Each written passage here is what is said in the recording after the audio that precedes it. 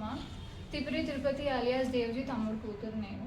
నిన్నటి నుండి న్యూస్లో ఎన్కౌంటర్ విషయాలు వస్తున్నాయి. ఇవాళ దాంట్లో తిరుపతి కూడా ఉన్నారు అనే న్యూస్ అటు ఇటుగా వస్తుంది. అది ఎంతవరకు నిజం అబద్ధం అనేది మాత్రం తెలియదు మాకు. ఒకవేళ పెద్ద నాన్న కనుక పోలీస్ ఆధీనంలో ఉంటే కోర్టులో హాజరుపరచాలని కోరుకుంటున్నాము. అలా కాకుండా ఒకవేళ ఎక్కడైనా షెల్టర్ తీసుకొని ఆయన్ని భద్రంగా ఉండాలి అనుకుంటే ఎలా అయినా మాకు ఒక చిన్న ఇంటిమేషన్ ఇచ్చినా కానీ మేము వెళ్ళి తీసుకొచ్చుకోవడానికి రెడీగా ఉన్నాము. ఎన్నో ఏళ్ళుగా ఎదురు చూస్తున్నాము.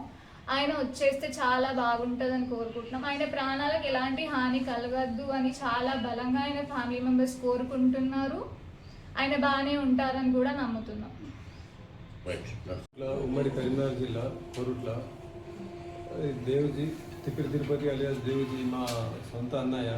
ఇతని గురించి ఈరోజు రకరకాల ఊహాగానాలు మీడియాలో పోలీస్ అదుపులో ఉన్నాడు దేవ్జీ అని, కొన్ని ఛానళ్లలో ఎన్కౌంటర్ అయిందని వార్తలు వస్తున్నాయి. ఈ వార్తలు వినడం ద్వారా మేము బాగా కలుపు చెందుతున్నాము, ఆందోళనకు గురవుతున్నాము. అంటే పోలీసులు కానీ ప్రభుత్వాలు కానీ నక్సల్స్ ఎవరైనా ఉంటే వాళ్ళు జనజీవన సమాధిలో కలవాలి, మేము వారిని ఆహ్వానిస్తున్నామని చెప్తున్నారు. వాళ్ళు నిజంగానే దేవ్జీ కనుక పోలీస్ అదుపులో ఉంటే అతన్ని కోర్టులో హాజరుపరచాలని నేను రిక్వెస్ట్ చేస్తున్నాను. తను ఇంటికి రావాలని కోరుకుంటున్నాను. ఓకే.